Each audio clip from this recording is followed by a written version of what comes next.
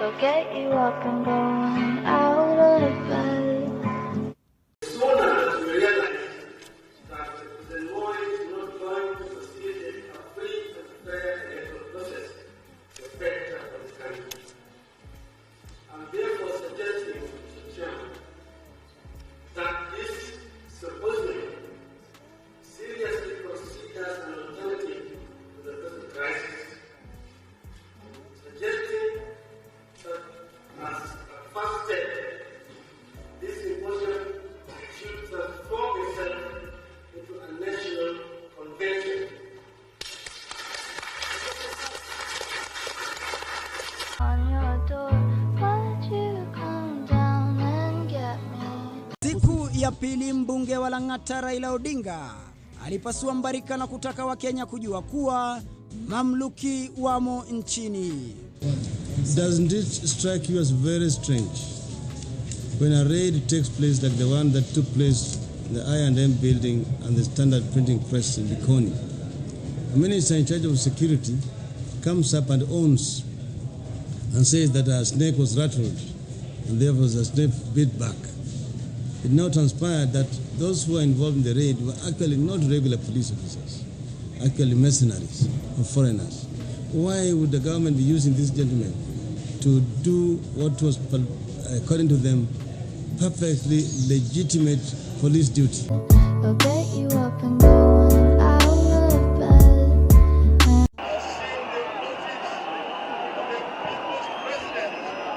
Raila Odinga taking an oath of office that is not officially recognized. He swears to serve and protect the country as what he calls himself, the people's president. He's basing his oath on the August 8th general election that he says he won. The election was invalidated by the Supreme Court, which ordered a new one to be held in October last year. Odinga and his opposition NASA coalition boycotted that poll. Tuesday's rally in Nairobi was largely peaceful, and there was no police presence despite the government declaring the gathering unlawful and shutting down live signals of the country's main television stations for most of the day. The ceremony itself took less than 15 minutes and left mixed feelings. Well, today was sort of anticlimactic for the many supporters of the opposition NASA coalition who came to witness a symbolic swearing in of Raila Odinga and his deputy, Kalonzo Musyoka. And the reason why people went home so disappointed is because the other three main leaders, including this Kalonzo Musyoka, Raila Odinga's deputy, did not show up to this event.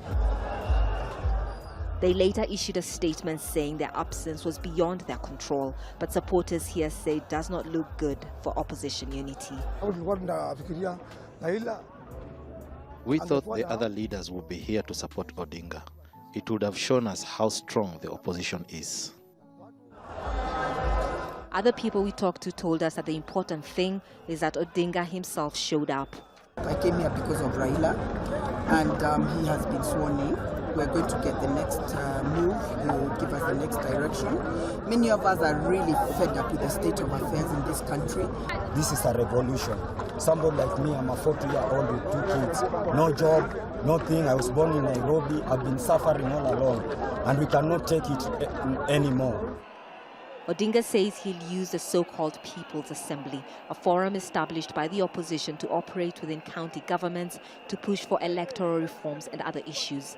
Last year, the opposition also introduced the National Resistance Movement. The government has just declared that movement an organized criminal group.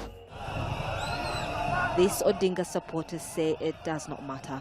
They've put all their hopes on him to deliver electoral justice, even as they understand that the oath is largely ceremonial and lacks solid legal backing. Catherine Soy, Al Jazeera, Nairobi, Kenya.